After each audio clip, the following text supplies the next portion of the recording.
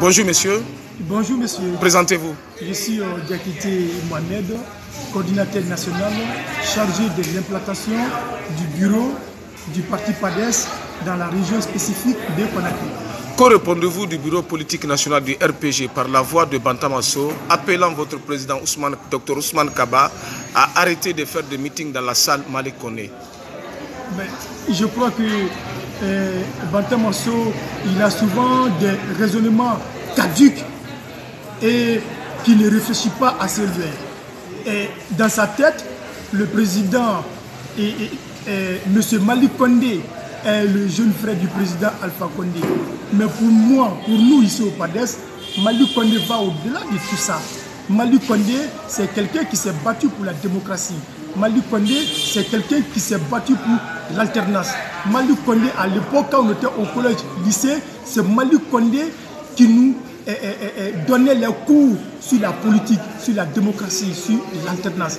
Et c'est un monsieur qui a mené un combat franc, disons, auprès du président Alpha Condé, afin qu'il vienne au pouvoir dans la démocratie.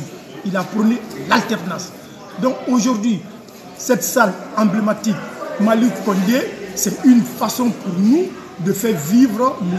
Malick Condé à travers toutes nos manifestations d'égalité, de justice, de fraternité, de démocratie et pour l'alternance en 2020.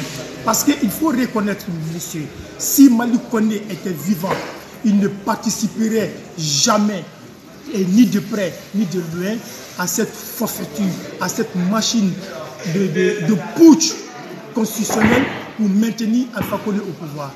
Et si nous tenons des rassemblements dans cette salle, c'est pour nous faire vivre, c'est pour l'honorer, c'est pour respecter l'engagement que ce monsieur-là avait pris pour le peuple divisé. Et je crois que ça se passe très bien. Votre réaction, le PADES n'est pas sur la liste des partis politiques conviés pour la consultation dirigée par le PM Dr Ibrahima Kassori Fofana. Votre réaction? Non, bon, c'est que vous n'avez pas toutes les informations. D'abord, nous avons fait, j'ai fait un communiqué de presse avec le bureau politique national que nous avons posté sur les réseaux sociaux. Gardant notre position avec le mouvement de gadisme, avec le Front national pour la sauvegarde de la Constitution. Nous avons dit nous n'irons pas à des consultations permettant à des putschs politiques, permettant à des putschs pour mettre en danger notre pays.